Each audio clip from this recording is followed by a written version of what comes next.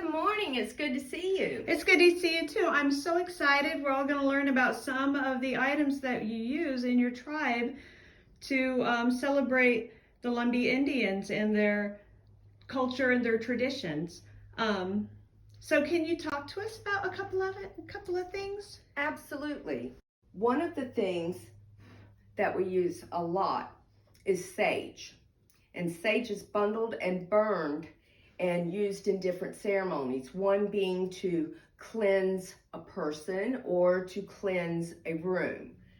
The sage is lit, and then the smoke is directed towards, in a home, so you would go towards all four corners to represent north, south, east, west.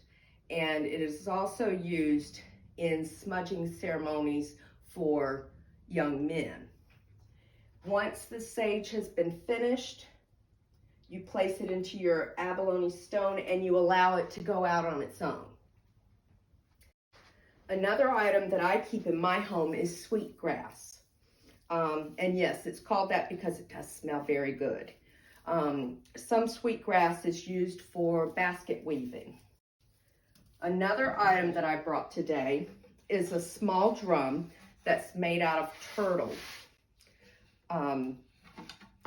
And drums are very important in all Native American tribes for dancing, for powwows. And I brought my dance fan. A lot of times in the past, the women held these as kind of a prayer fan for the warriors who had gone to war for their safe return.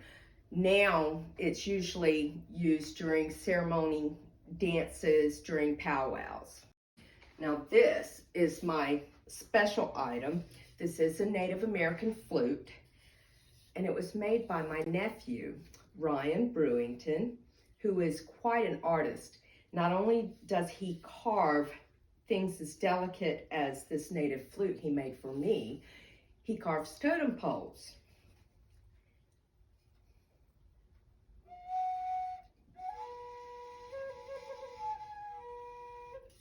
I'm not very good. I haven't learned to play it. I do play a real flute, but this takes special talent.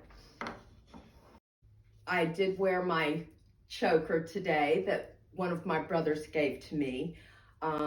It too is usually worn at powwows, more when it's a more formal occasion with regalia. And each bead has a meaning.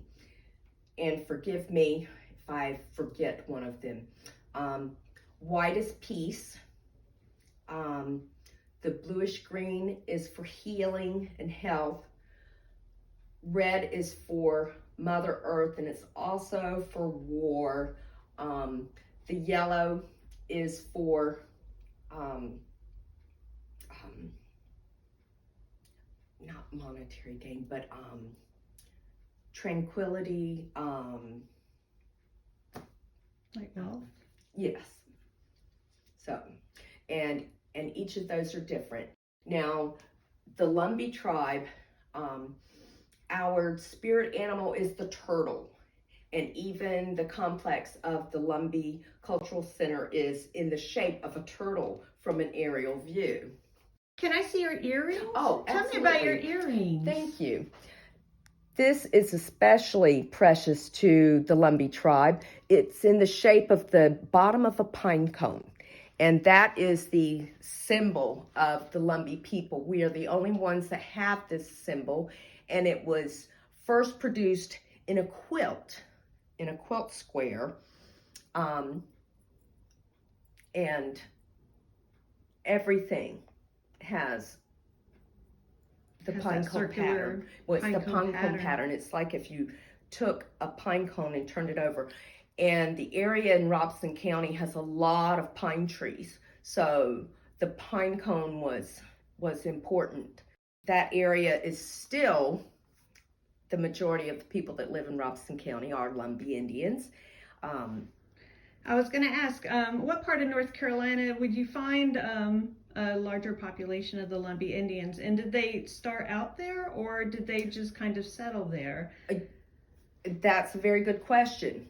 There are legends that say, excuse me, the Lumbee originally were close to the coast and were of Siouan and Iroquois descent, and the first name given to the Lumbee was Croatan.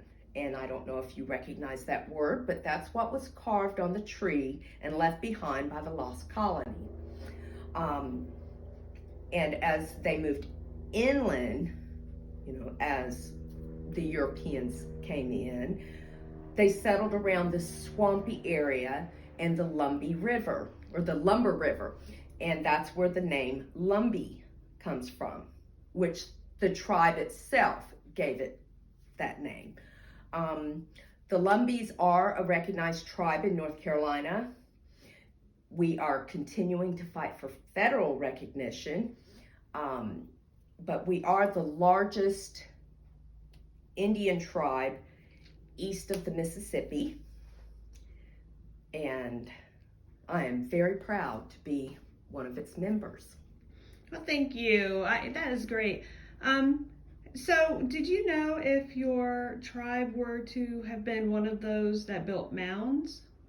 Were they mound builders? Our tribe, if the bringing in and absorbing the lost colony is part of that, were first seen in like cabin type homes, normal type homes, and the women wore the long cotton, like calico dresses with the apron.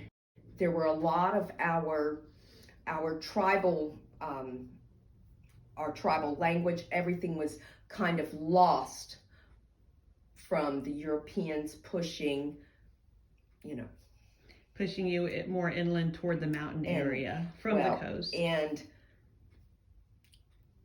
trying to fit into the society, kind of let go of all of those Indian things.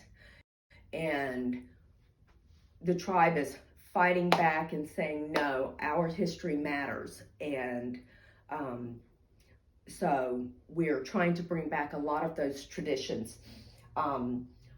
One of the things that's done in Robeson County are a lot of the people are basket weavers. I myself make dream catchers. I have started making some jewelry and beadwork, but we are very proud to be part of the Native American Museum in Washington, D.C.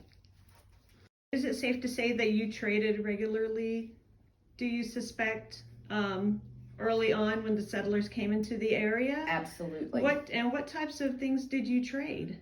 Well, Robeson County was mostly a farming community, so I'm sure that a lot of the trading included corn, tobacco, cotton, those types of crops. Okay, so would it be safe to say that the Lumbee Indians originated as gatherers? Were they more of a gatherer or a hunter, or what would the dynamic be? Did they stay in one spot, or did they follow the herds? Once they settled in Robeson County around the swamp, that's where they stayed. So your tribe found a reliable water source and decided to settle nearby to raise crops and families. Yes, and it was a deterrent for any outsiders who didn't really want to be in such a low-lying area. Okay, so it was also good for safety. Yes, it was protective. Well, thank you, Miss Wittman. This is Miss Melissa Wittman, and she is an instructor out here at the UNCW College of Education from Watson's lab in Jacksonville, North Carolina, Extension Lab in Jacksonville, North Carolina. And I was born in Lumberton, but I grew up in Jacksonville.